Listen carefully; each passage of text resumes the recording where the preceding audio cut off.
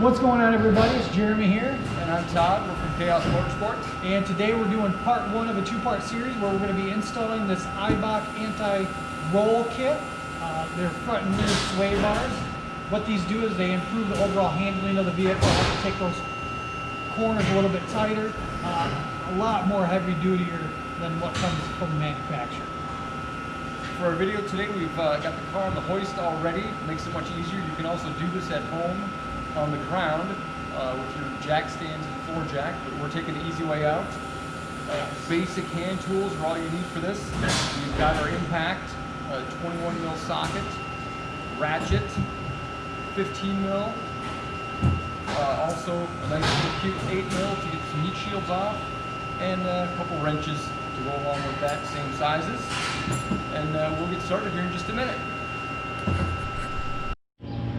All right, so we got the vehicle up in the air and we've located the front sway bar, which is right here. So we need to remove the end links.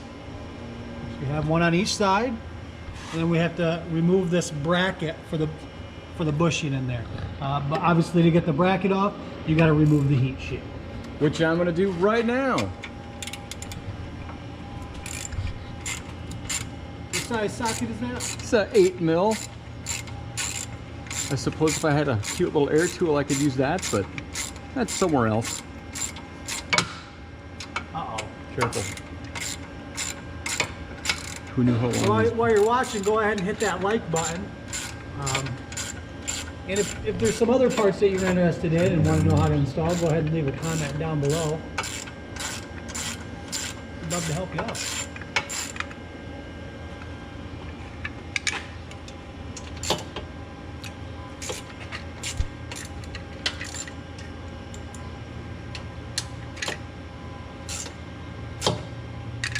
Dreary silence, you know. It is. Just the sound of a man and his wrench. It's kind of boring, but that's all right. We can fast forward over this part of the video.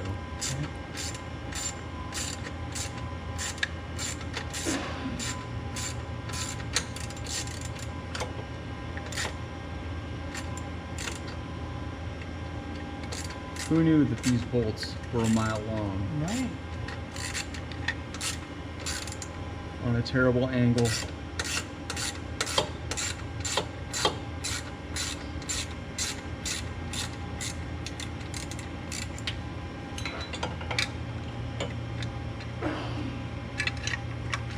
Yeah, I'll get this one. Shield. Yep. I'll get this side, Todd, if you want to start on the end links.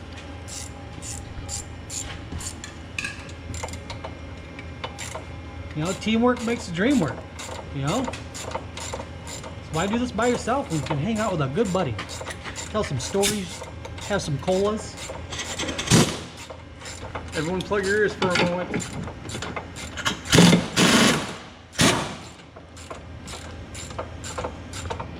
Or we've got a nice, clean, low mileage car here without any rust or any issues on these bolts. If you've got rust issues, you're probably going to have a wrench on this end. It is a 10 millimeter. But you may have to do some vice grip stuff if this wants to turn as you're trying to get the nut off. Ours is nice and clean, so we have no such issues.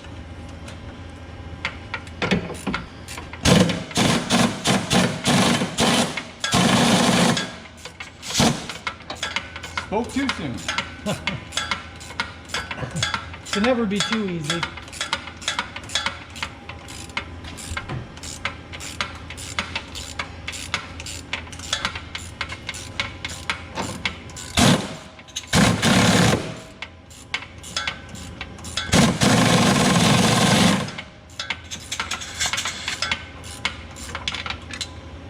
I held the bolt on a little bit of an angle, and that stopped it from spinning without having to resort to getting a vice grip or pliers on the bolt.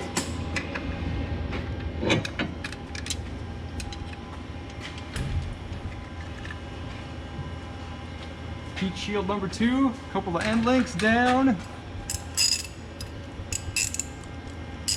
We've got some nice bolts here for the bushing brackets, 15 mil.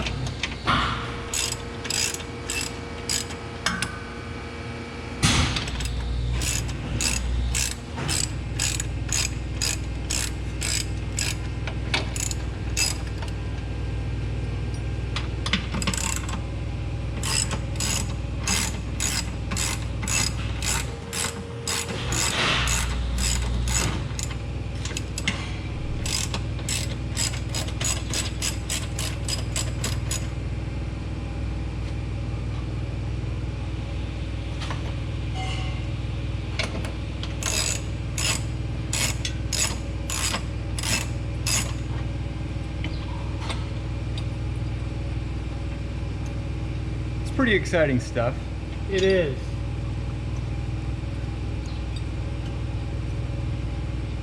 Fairly straightforward, easy removal on this one. When you guys watch part 2 of this video and see the steps involved with the rear sway bar, it's not quite so easy. A little bit more in-depth process on the rear bar.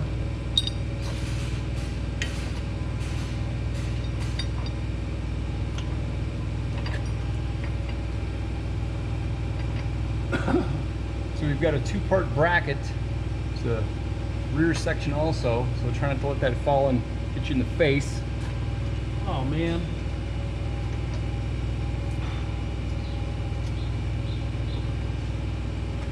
One sway bar down. Voila. Alrighty, now we got the original out of the vehicle. We're going to put this bad boy in. It does come with a hardware kit. A couple of bushings. One little packet of grease. This is some sticky, slimy stuff. I will save Jeremy the hassle of getting it all over his fingers. Such a nice guy. But I do, in fact, have to get it all over my fingers. It's not that it's dirty, it's just really sticky, gooey grease. It's the gooey. Yeah, you're gonna want a nice coating in there. Some of it is going to squeeze out when you put this whole thing together, but you don't want to be stingy with it and then have it squeak later because it's annoying. Yes. No one likes squeaky suspension stuff every time you go over a bump. Yeah. Don't touch the inside. Okay. Can I lick the inside? If you want to, make sure you put your bushings on the outside of the little alignment ring. That's a good name for it. Oh, I almost did a nasty there and touched the. I now have a couple of very sticky, slimy fingers. Nothing out of the norm. Yes. Oh, that was almost a very bad misstep. This is kind of like antifreeze, where once you get it on something, it just you keep wiping it off and it never really goes away, and then you really wish you hadn't touched everything you touched. And that's a nice little coating in there. It's a happy bushing right there. You don't need to do the outside of the bushing because in this case the outside of the bushing does not move. It is clamped into the mount. Alright, so we are ready to hang this thing up into the car. I have a helper so that makes it even easier.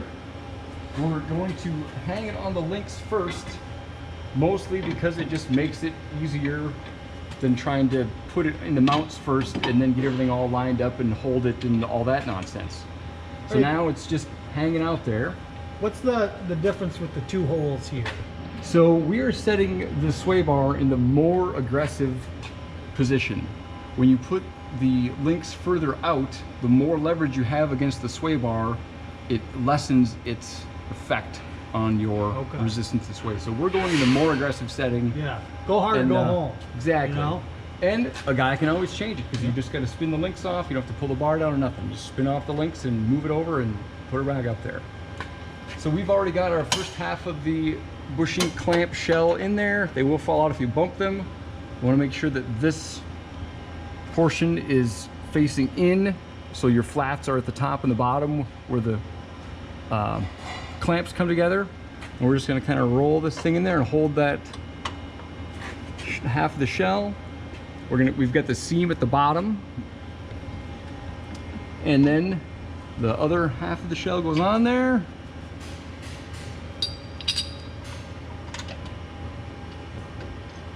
And you get the top bolt started just a little bit.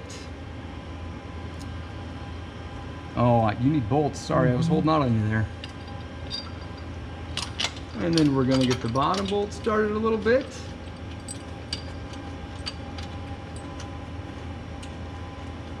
You go in little ways with your fingers.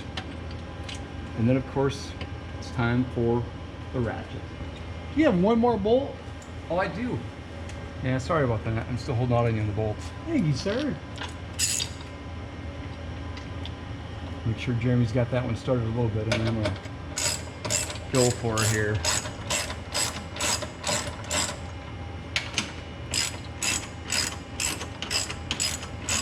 So you kind of tighten down a little bit on each one. Keep things sort of even so it pulls it down even on the top and bottom.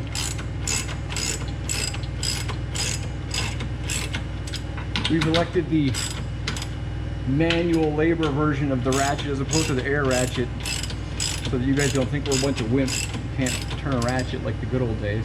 Yeah. We're men. Should make Jeremy do this side. I'm not manly enough.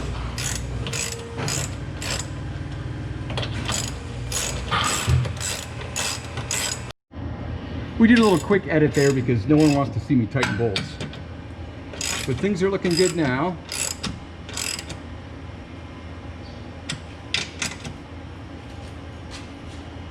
As you can see, a little bit of the grease is squeezing out, but that's typical. Our bolts are tight. Jeremy's got one of the heat shields. I'm gonna go for the other one here.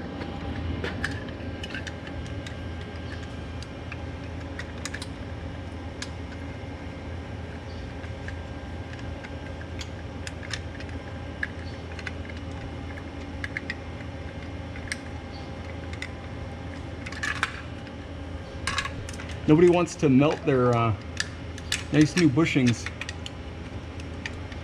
with the heat from the catalytic converters.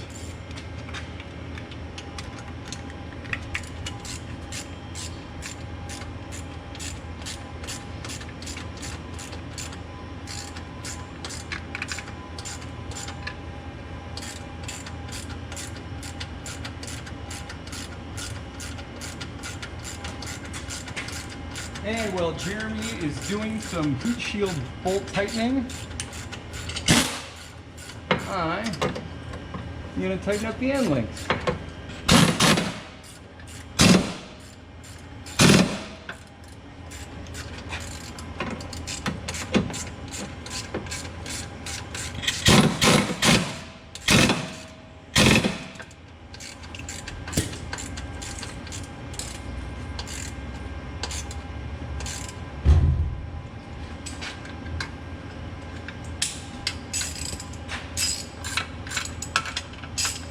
Make sure these are nice and tight, and they do appear to be.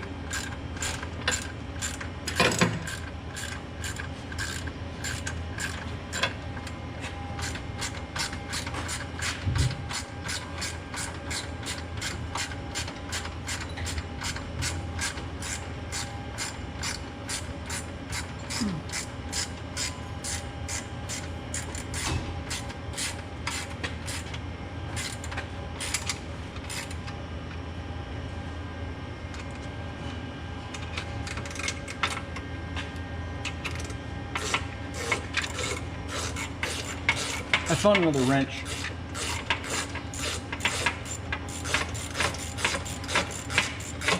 I'm trying to wrap this up before you guys get bored. Yeah. Maybe our video editor will do a little bit more cut and paste to get rid of some more boring video. None of it's boring. You're right. It's all entertainment. It is entertainment. It's fun for the whole family.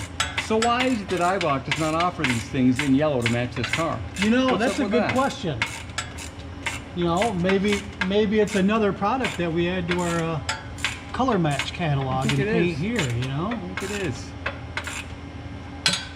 All right. That's it. Very straightforward on the install. Doesn't take too long, probably a half hour, maybe less if you're really fast. And yeah, time for some handling test drive. Yeah. Alrighty, there you go. We've got it installed. It's fairly straightforward installation. Instructions worked perfectly. Hardware came along with it. Stay tuned for the next video, which we will be doing the rear, which is going to take about 2 hours longer than this one. Exactly. Yeah. It's a little bit more involved. Until next time, be sure and check out our video, chaosmotorsports.com. Yeah. Visit the website. We have this and many other products for Dodge Charger, Challenger, We also have a couple parts for Ram and Jeep as well. Right on. Alrighty, thanks for watching.